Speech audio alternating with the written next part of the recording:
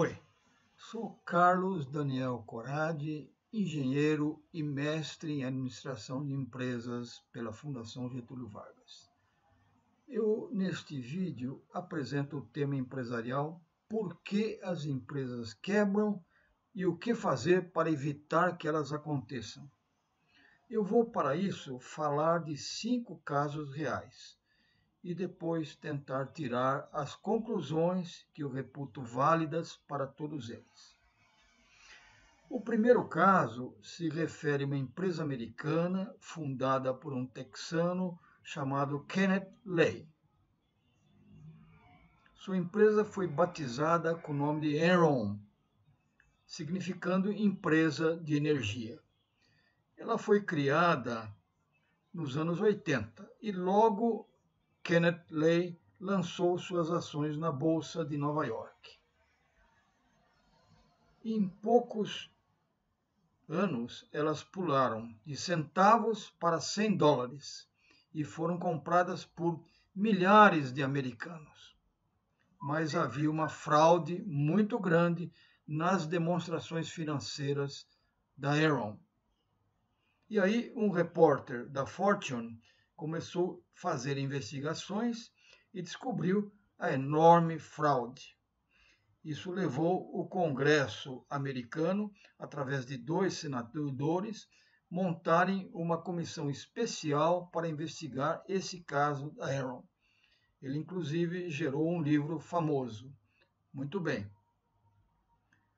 E aí Kennedy e seus executivos foram acusados e condenados, foram presos. Kennedy morreu um pouquinho antes de ir para a cadeia. O caso se prolongou por muito tempo porque os bancos que estavam envolvidos no lançamento das ações foram também condenados. É curioso esse caso porque ele tem tragédias.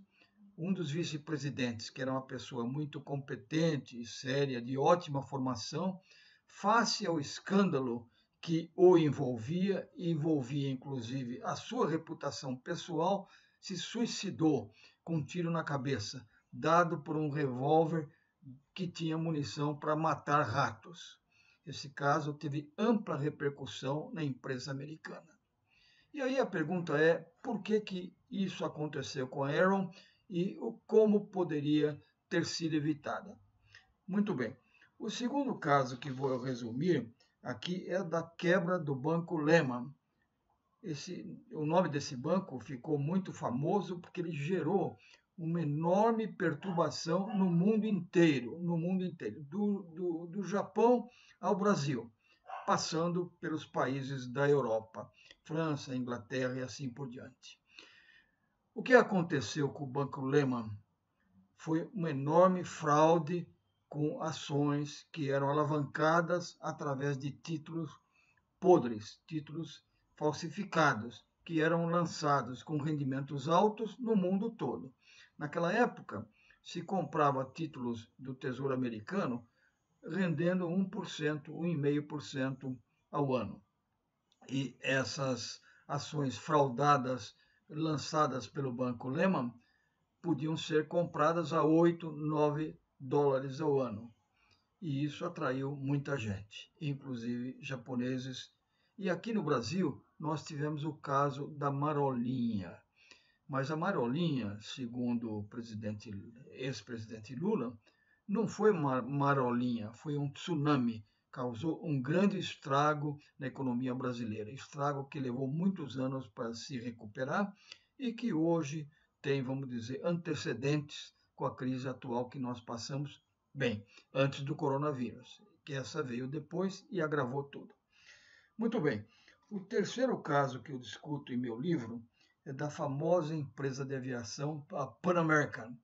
Eu viajei muito pela Panam, entre São Paulo e Nova York, para ir trabalhar em casos ligados à área de petróleo em Houston. Muito bem. E o que aconteceu com a Pan American? Ela foi fundada em 1927 por um americano que é um texano, era um texano, mas tinha um nome como se fosse espanhol. Ele chamava Juan Terry Triple. E ele começou sua empresa, curiosamente, com monomotor que levantava voo no mar, era anfíbio, para voar de Miami até Havana. Ele conseguiu um contrato para esse voo com o governo americano. Depois foi ampliando esses contratos, e isso criou uma empresa gigantesca. Durante a Segunda Guerra Mundial, Juan Triple pensou em servir o governo americano e contratou os famosos tanques voadores, né? Aqueles aviões enormes que levantavam voo no mar e pousavam no mar. E ganhou muito dinheiro com isso. E aí ele percebeu que a época dos aviões anfíbios estava acabando. Ele foi a Boeing e encomendou aviões a jato, que podiam lançar seus voos a partir de terra, de aeroportos construídos especialmente para isso. E logo no final da guerra, o próprio Estados Unidos criou tais aeroportos na Europa, de tal modo que pudesse transportar suas tropas com facilidade entre os Estados Unidos e a área de guerra na Europa. Muito bem. E a Panam, com os Boeing 707 e depois com o Jumbo 747, cresceu muito, mas foi se desequilibrando financeiramente. Num certo momento, Juan morreu e não soube preparar bem os seus sucessores, que foram caminhando por cambalhota, errando, até que num certo momento o sistema judicial americano não perdoou, decretou a falência. E ao lado dos enormes aviões da Pan American, os Boeing 707 e os Jumbos, haviam os urubus, que são aquelas empresas que ficam ao lado da carniça, prontas para pegar o que sobrou. Tem até um vídeo que dá para ver de um belíssimo 727, aqueles de 3 turbinas, novo, zerinho, voando de Miami até Havana, e o piloto quase que chorando nessa condição. Quando o 727 pousou em Havana, a outra companhia que se apropriou da Pan American, de seus restos, vamos dizer assim, já estava lá para tomar o avião da Panam. Uma pena. Houve tentativas de se restabelecer a empresa com tamanhos menores, mas não foi bem sucedida. O que houve no caso da Panam é que Juan preparou mal a sua sucessão, não soube planejar direito o seu caminho posterior para quando ele, infelizmente, morresse. Muito bem. O quarto caso que eu conto em meu livro é de um banco pouco conhecido aqui no Brasil, entre os banqueiros brasileiros. Eu tenho trabalhado muito com os bancos brasileiros, sou inclusive consultor de alguns, ou fui consultor de vários, né? E eles não sabiam dessa história desse banco, que chamava BCCI, Banco de Crédito Comercial Internacional na tradução. Muito bem. O que aconteceu com o BCCI? O seu fundador foi um paquistanês de nome Agha Hassan Abedi. Agha descobriu que poderia escapar da fiscalização criando uma rede mundial de filiais de seus bancos, de seu banco, né? De tal modo que houvesse uma verdadeira proteção jurídica para que ele não fosse descoberto, de modo que podia fraudar à vontade as suas contabilidades, sem que os seus escândalos, as suas roubalheiras, fossem descobertos.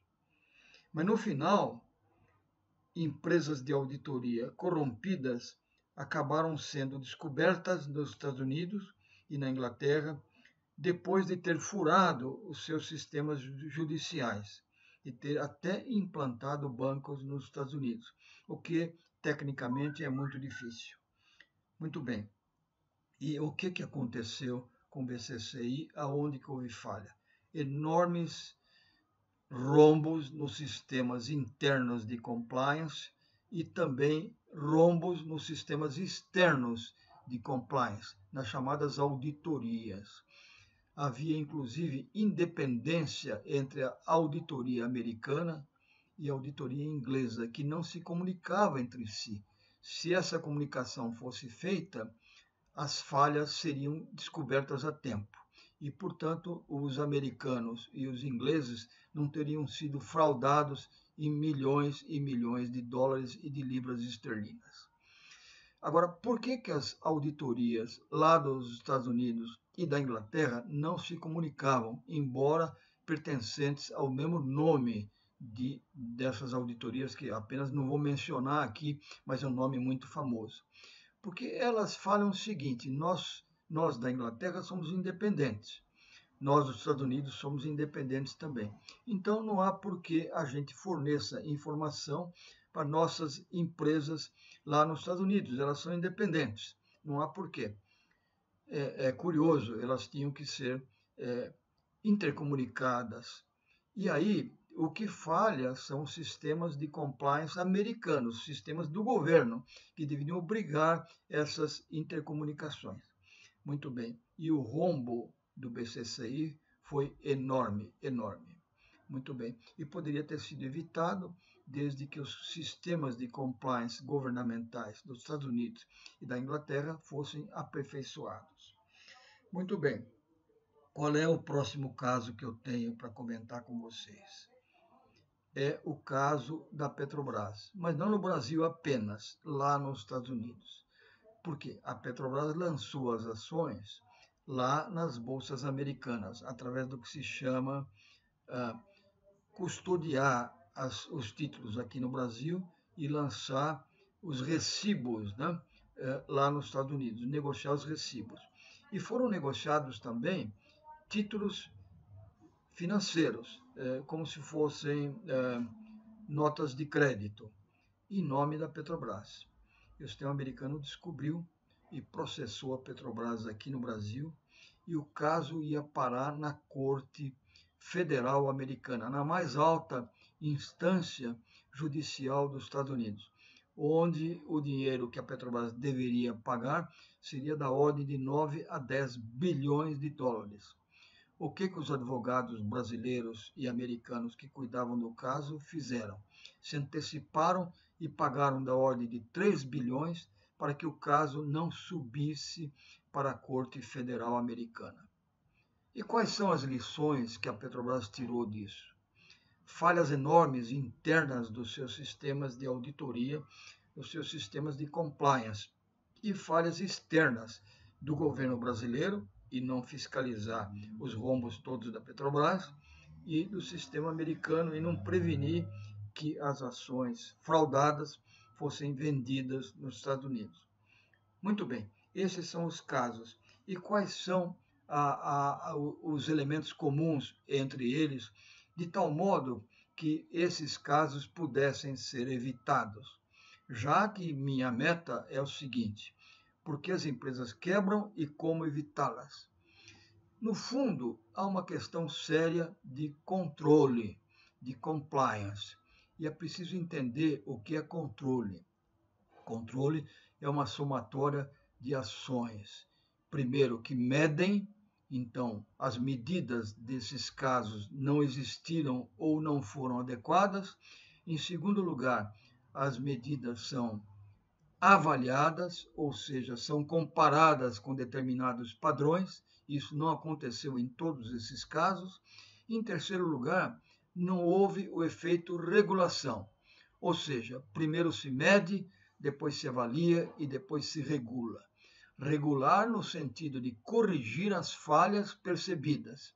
E isso não aconteceu nem com os nossos governos, nem com os governos americanos, nem com os governos ingleses, aonde o BCCI se enterrou completamente.